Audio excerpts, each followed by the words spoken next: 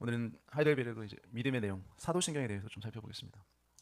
오늘 23문답, 24, 25문답까지인데요. 자, 질문을 보면 기독교는 신앙 고백을 위해 어떠한 항목들을 고백합니까? 답변은 사도신경을 보면 기독교가 고백하는 신앙 항목들을 잘 알 수 있습니다. 우리가 주일에 항상 고백하는 신앙 고백이죠. 나는 전능하신 아버지 하나님, 천지의 창조주를 믿습니다. 나는 그의 유일하신 아들 우리 주 예수 그리스도를 믿습니다. 그는 성령으로 잉태되어 동정녀 마리아에게서 나시고 본디오 빌라도에게 고난을 받아 십자가에 못 박혀 죽으시고 장사된 지 사흘 만에 죽은 자 가운데서 다시 살아나셨으며 하늘에 오르시어 전능하신 하나님 아버지 하나님 우편에 앉아 계시다가 거기로부터 살아있는 자와 죽은 자를 심판하러 오십니다. 나는 성령을 믿으며 거룩한 공교회와 성도의 교제와 죄를 용서받는 것과 몸의 부활과 영생을 믿습니다. 아멘. 자, 이러한 신앙 고백 항목들은 어떻게 구분이 됩니까? 라고 질문하죠. 답변은 뭐예요? 세 부분으로 구분이 됩니다. 첫째는 성부 하나님, 그리고 우리를 창조하신 것에 관한 부분이고, 둘째는 성자 하나님, 그리고 우리를 구속하신 것에 대한 부분이며, 셋째는 성령 하나님, 그리고 우리를 거룩해 하시는 것에 대한 부분입니다. 라고 답하죠. 그 다음 질문은 하나님의 본질은 단지 하나일 뿐인데 어찌하여 성부, 성자, 성령 하나님 세 분에 대해서 말하는 것입니까?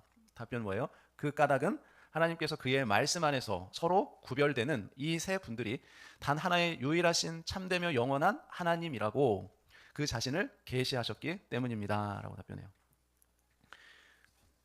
자, 우리가 오늘 함께 살펴볼 주제는 뭐냐면 구원을 얻기에 합당한 믿음을 가진 자가 믿어야 하는 믿음의 내용에 관련된 것이에요. 그러니까 어떤 자가 구원을 받습니까? 라고 질문할 때 이 질문에 대한 답변은 너무나 간단 명료하죠. 여러분, 우리가 아무리 도덕적으로 윤리적으로 착하게 살고 또 율법을 잘 지키고 또 십계명의 말씀을 잘 지키고 뭐 유월절 안식일을 잘 지키고 또 우리의 거룩한 행실로 완전한 성화를 이루고 또 살면서 우리가 지은 모든 죄를 다 회개하고 또 방언도 하고 예언도 하고 은사도 받고 신비한 체험도 해야만 우리가 구원을 받는 것이 아니죠. 곧 구원은 뭐예요? 예수 그리스도의 복음을 믿는 자가 구원을 받습니다. 무엇으로 받아요? 오직 은혜로만, 오직 그리스도의 그 대속의 속죄로 인하여만 우리의 죄가 사함받고 그리스도의 순종의 공로를 힘입어 우리가 하나님 앞에 의로운 자로 간주되어 인정되어서 하나님의 자녀가 되죠. 그것을 그 복음의 약속을 믿는 사람이어야만 구원을 받습니다. 우리가 주일 예배 때 거의 모든 대한민국의 교회가 고백하는 사도신경은 바로 이러한 믿음의 내용, 곧 복음의 약속을 요약해서 가르쳐주고 있죠. 오늘 이 시간부터 우리가 이제 사도신경이 교훈하고 있는 이 복음의 내용, 곧 구원에 이르는 신앙의 조항들이 무엇인지에 대해서 함께 살펴보도록 하겠습니다. 여러분, 사도신경이라고 이름을 붙여서 일컬어지기 시작한 것은 대체로 주후 예수님 이후 390년경으로 여겨지고 있어요. 하지만 오늘날 우리가 보는 것과 같은, 우리가 지금 성경 겉표지에 보면은 사도신경이 쓰여 있잖아요. 이것과 같은 사도신경은 주후 730년 혹은 750년경에 쓰여진 글에서 발견된 것이에요. 따라서 사도신경의 저자가 누구인지에 대해서는 논란이 있었습니다. 전통적으로 사도신경은 이 사도들이 작성하여 교회에 가르친 신앙 고백서로 생각해 왔어요. 하지만 사도들이 사도신경을 직접 작성한 것이 아니라는 그런 반대 주장들이 15세기 때 이 문해부흥 시기에 나타났고, 심지어는 17세기 이 계몽주의 시기에 어떤 학자들은 사도들은 아무런 신앙 고백도 전수하지 않았다라고 주장을 했었습니다. 그런데 20세기에 들어와서 이 초대교회 문헌들이 많이 발견되고 연구가 이루어졌죠. 그 결과로 신앙교육을 위해서 초대교회에서 사용되었던 이 상당수의 그런 신앙 문헌들이 발견이 되었습니다. 그 중에는 사도신경과 매우 유사한 형태의 그런 신앙 고백 그리고 교리 문답서들이 발견이 되었어요. 따라서 사도신경은 비록 사도들이 직접 작성하였다라는 역사적이며 문헌적인 근거는 없어요. 그렇지만 사도들이 전한 그러한 복음에서 유래되었다라고 우리가 결론 내리는 것이 옳습니다. 그것이 맞아요. 자, 사도들이 사역하였던 초대교회에서부터 이런저런 모양으로 가르쳐졌던 그런 신앙 고백 그리고 세례 문답의 내용들이 이제 점차 짜임새가 있는 신앙 고백으로 이제 만들어졌던 것이죠. 그래서 사도신경은 모든 신앙 고백들의 표준적인 틀을 제공하는 것이죠. 사도들의 교훈에 기초한 그 신앙의 고백문이라고 우리가 말할 수 있는 것입니다. 사도신경이 고백하는 믿음의 내용들을 우리가 크게 세 부분으로 우리가 구분할 수 있죠. 첫째는 성부 하나님과 창조에 관한 것이고, 둘째는 성자 하나님과 구원에 대하여 가는 것이고, 셋째는 성령 하나님과 그리고 우리의 성화 그리고 기타 여러 가지 신앙 항목들에 대한 것을 고백하고 있습니다. 자, 이 세 가지 항목 내용들은 다시 각각 세 부분으로 나뉘고 모두 12항목으로 이렇게 구분돼요. 보이시죠? 12개로 구분할 수 있죠. 그래서 사도신경의 첫째 항목이 뭡니까? 성부 하나님과 관련된 고백으로 뭐라고 고백해요? 나는 전능하신 아버지 하나님 천지 창조주를 믿습니다 라고 고백을 하죠. 둘째 항목은 뭡니까? 나는 그의 유일하신 아들 우리 주 예수 그리스도를 믿습니다 라고 고백을 합니다. 셋째 항목은 뭐며? 이는 그는 성령으로 잉태되어 동정녀 마리아에게서 나시고 네 번째는 본디오 빌라도에게 고난을 받아 십자가에 못 박혀 죽으시고라고 이렇게 말합니다. 자, 여러분 가운데 혹시 이 네 번째 항목 여기에 관련해서 이 한국 우리나라 이제 개신교에서는 사용하지 않고 있는 다른 한 표현이 들어있는 사도신경을 여러분이 혹시 본 적이 있으신지 모르겠어요. 그 표현이 뭐냐면 음부에 내려가셨으며라는 표현이 있어요. 예. 여러분 이러한 차이는 뭐냐면 사도신경을 담고 있는 문헌 자체들 가운데 이 표현이 들어가 있는 문헌이 있고 또 그렇지 않은 문헌이 있기 때문에 그래요. 예. 특히 이 표현을 잘못 이해해서 마치 여러분 천주교에서 주장하는 연옥설이라는 거 있죠. 그 연옥설을 고백하고 있다는 것으로 이제 오해할 수도 있는 점을 우리가 조심해야 되겠죠. 그래서 그러한 오해를 낳지 않기 위해서 개신교회는 처음부터 사도신경에 이 음부에 내려가셨으며라는 표현을 넣지 않았어요. 자, 이와 관련한 자세한 내용은 사도신경을 항목별로 다시 설명할 때 우리가 다시 살펴보도록 하겠습니다. 다섯 번째 항목이 뭐라고요? 사흘 만에 다시 살아나시며라고, 장사한 지 사흘 만에 죽은 자 가운데서 다시 살아나셨으며라고 말해요. 여섯 번째는 하늘에 오르사 전능하신 하나님 우편에 앉아 계시다가, 일곱 번째가 거기로부터 살아있는 자와 죽은 자를 심판하러 오십니다라고 고백을 합니다. 자, 이렇게 말씀드린 두 번째에서 일곱째 항목까지는 바로 성자 하나님과 우리의 구원에 관해서 관한 고백을 하고 있어요. 그다음 여덟 번째 항목은 이제 나는 성령을 믿으며, 아홉 번째 거룩한 공교회와, 열 번째 성도의 교제와, 열한 번째 죄를 용서받는 것과, 열두 번째 마지막 몸의 부활과 영생을 믿습니다라고 이제 고백을 하죠. 자, 이처럼 사도신경은 모두 12항목으로 구분이 됩니다. 그러니까 12항목으로 구분이 된다고 해서 12사도들이 각각의 항목을 고백한 것을 이것을 하나로 모아서 만든 것이라고 그렇게 주장하는 것이 있는데 그 근거가 없는 주장이라는 거죠. 자, 이제부터 사도신경 12항목을 하나씩 한번 살펴보겠습니다. 자, 이에 앞서서 먼저 사도신경을 크게 세 부분으로 나누고 있는 주제들, 곧 성부 하나님, 또 성자 하나님, 성령 하나님에 대해서 먼저 살펴보면, 자, 우리 기독교는 이 참되신 하나님은 한 분, 오직 한 분이라고 우리가 믿고 있죠. 그렇죠? 자, 이 고백은 여러 신들이 있지만 그 중에서 가장 으뜸인 신인 오직 우리 하나님 한 분이시다라는 그런 고백이 아니라는 거죠. 왜 그렇습니까? 신명기 6장 4절에 보면, 자, 이스라엘아 들으라, 우리 하나님 여호와는 오직 하나인 여호와시니라고 말씀해요. 또 이사야 45장 5절에도 나는 여호와라, 나 외에 다른 이가 없나니, 나밖에 신이 있어요 없어요? 없느니라라고 고백해요. 말씀하시죠. 자, 이런 말씀들은 뭐예요? 여러분, 사람들이 각각 믿는 자신들만의 믿음의 대상들을 있죠. 신이라고 믿고 있잖아요, 사람들이. 그런데 그러한 것들은 모두 뭐라는 거예요? 하늘과 땅을 창조하신 이 하나님과는 비교할 수 없는 그냥 한낱 피조물에 불과한 것들이라는 거죠.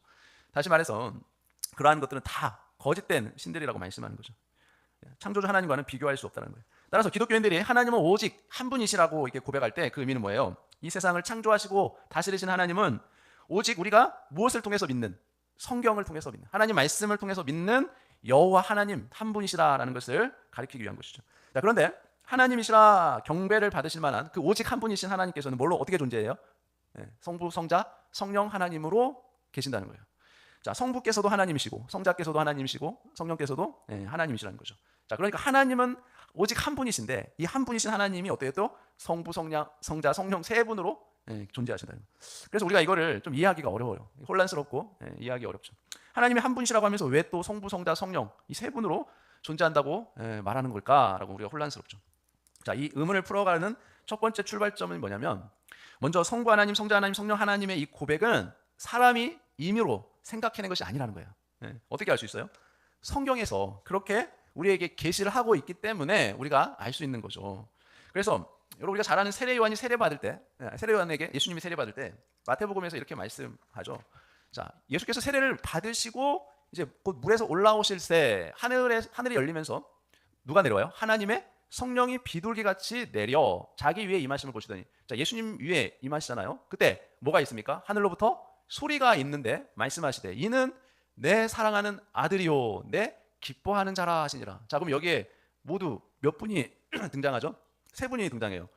자, 세례를 받고 있는 예수님, 성자 하나님, 그리고 세례를 받을 때 비둘기같이 내려오는 성령 하나님, 그리고 동시에 하늘로부터 소리가 있어서 말씀하시는 성부 하나님, 내 사랑하는 아들이다, 내 기뻐하는 자다라고 성부 하나님이 말씀하시잖아요. 그러니까 우리가 하나님이 세 분으로 존재하신다는 걸 우리는 인간이 생각으로 만들어낸 게 아니라 성경을 보다 보니까 성경에서는 하나님은 세 분으로 존재하시는구나라고 이게 우리에게 계시해 준다는 거죠.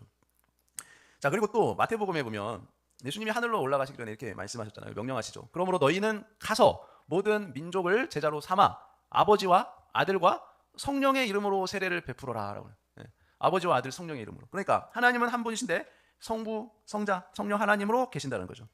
자, 그러면 하나님이 한 분이시라는 말과 성부, 성자, 성령 이 세 분이 하나님이시라는 말은 각각 어떻게 우리가 이걸 이해할 수 있을까요?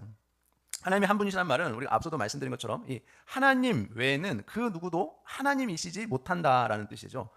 그래서 오직 하나님으로서 존귀와 영광과 경배를 받으시기에 합당하신 분은 우리 하나님 한 분밖에 없으시다라는 것을 말하죠. 그래서 참되신 하나님은 한 분이시되 이분은 어때요? 창조주로서 스스로 계신 분이죠. 그리고 항상 계신 분, 그리고 영원하신 분, 그리고 권능과 지식이 무한하셔서 전능하시고 전지하신 분, 그리고 거룩하시며 은혜와 국률이 풍성하신 분이시죠. 근데 피조물인 우리는 어때요? 이 하나님 외에 다른 하나님을 우리는 알지 못하며 따라서 그 하나님은 오직 한 분이시다라고 우리는 고백하는 거죠. 자, 여기서 우리는 하나님이 하나님으로서 가지고 계신 속성, 자존성, 영원성, 무한성, 거룩성 등 이런 하나님의 본질과 관련해서 하나님은 한 분이시다라는 것을 우리가 알 수 있는 거예요. 그래서 하나님이 한 분이시라는 고백은 그가 누구이신가를 넘어서 그러한 하나님의 본질, 그 본질을 가지고 있으신 분이 오직 한 분 하나님이시다라는 걸 지적하는 거예요. 다시 말해서 첫 번째로 하나님은 한 분이시다라는 고백은 하나님과 같은 신적 본질을 가지신 분은 오직 한 분이시라는 사실. 두 번째는 소위 다른 신들이라는 것은 실제로 하나님의 신적 본질을 가지고 있지 못한 그냥 한낱 피조물이라는 사실. 셋째, 그러므로 참된 하나님이신 신적 본질은 오직 하나일 뿐이라는 그 사실들을 말한다는 거예요. 자, 오직 하나님이신 신적 본질은 피조물인 우리가 하나, 둘, 셋 이렇게 헤아려서 구분하듯이 나누거나 구분될 수가 없다는 거죠. 여러분, 만일 구분되거나 나눌 수 있다는 것은 무슨 뜻이에요? 그것은 영원할 수도 없고 무한할 수도 없는 그저 유한한 것에 불과하다는 걸 의미하죠. 무한하며 완전한 하나님의 본질은 그 자체로 하나일 뿐이기 때문에 그런 것입니다. 자, 이 사실을 우리가 기억해 둘 필요가 있죠. 왜냐하면 성부, 성자, 성령 하나님이 세 분이 계시다고 말하면 어떻게 돼요? 사람들이 흔히 예를 들어서 성부, 성자, 성령 하나님을 마치 세 사람들이 구분되는 것처럼 생각해서 그것을 생각하는 경향이 있기 때문에 그래요. 여러분, 하나님이 성부, 성자, 성령 세 분으로 존재하시기 때문에 마치 세 분이다라고 생각한다는 거예요. 잘못된 생각이죠. 왜냐하면 이러한 구분은 뭐냐면 성부 하나님의 생각이 성자, 성령과 다를 때, 그리고 성자의 능력이 성부와 성령과 다를 때, 그리고 성령의 거룩하심이 성부와 성자와 다를 때가 있다라는 것을 그 가능성을 두고 말하는 것이기 때문에 그래요. 이거는 틀린 거죠. 네, 성부, 성자, 성령은 다 신적 본질에 있어서 같다라는 거예요. 한 분, 그래서 한 분 하나님이라고 말하는 거예요. 자, 우리가 사람들을 서로 구별하는 것은 신체적으로 서로 분리가 되어 있기 때문에 우리가 구분하잖아요. 또 능력이나 어떤 지식이나 어떤 마음이나 생각이 서로 다르죠. 그리고 살아온 그 삶의 배경이 다 다르잖아요. 그렇기 때문에 우리가 서로 각각 구분하고 다르다고 생각하는 것이잖아요. 자, 그러나 성부, 성자, 성령 하나님은 자, 이 모든 점에서 완전히 하나라는 거예요. 완전히 하나. 그래서 앞서 우리가 성경을 인용해서 말씀드린 것처럼 하나님은 성부, 성자, 성령 세 분으로 계시지만 기독교의 하나님은 오직 한 분뿐이다라고 우리가 고백하는 것입니다. 그래서 우리가 이 사실만 잘 알게 되면 여러분, 이단들이 주장하는 그런 주장들은 다 거짓이라는 걸 알 수 있어요. 이단들의 교주들은 자신을 뭐라고 얘기해요? 자신이 거의 하나님이잖아요. 사실 재림 예수라고 주장하잖아요. 재림 보혜사라고 주장. 그건 뭡니까? 자신도 하나님이라고 주장하는 거죠. 그런데 하나님의 그런 속성, 본질적인 속성이 그들에게는 없다는 것을 우리는 얼마든지 알 수 있는 것이죠. 다음 시간에는 그럼 삼위일체 하나님에 대해서 우리가 좀 더 살펴보도록 하겠습니다. 우리 함께 기도하겠습니다. 자, 보시면서 기도하죠. 거룩하시고 전능하신 여호와 하나님, 오늘 저희에게 사도신경을 통해 우리가 믿는 복음의 진수가 무엇인지 깨닫게 하시니 감사합니다. 우리가 입술로만 고백하는 것이 아니라 천지를 지으신 성부 하나님과 우리를 위해 십자가를 지신 성자 예수님, 그리고 우리를 거룩하게 하시는 성령 하나님의 은혜를 온 마음으로 신뢰하게 하여 주옵소서. 삼위일체 하나님의 신비로운 신성을 다 이해할 수 없으나 성경에 게시된 대로 한 분 하나님을 온전히 경배하며 그 안에서 참된 구원의 기쁨을 누리게 하여 주옵소서. 우리의 신앙이 사도들의 터 위에 굳건히 서서 세상의 흔들림 속에서도 영원한 생명을 소망하며 살아갈 수 있도록 인도하여 주시기를 간절히 소망합니다. 이 모든 것이 우리 주 예수 그리스도의 이름으로 간절히 기도합니다. 아멘.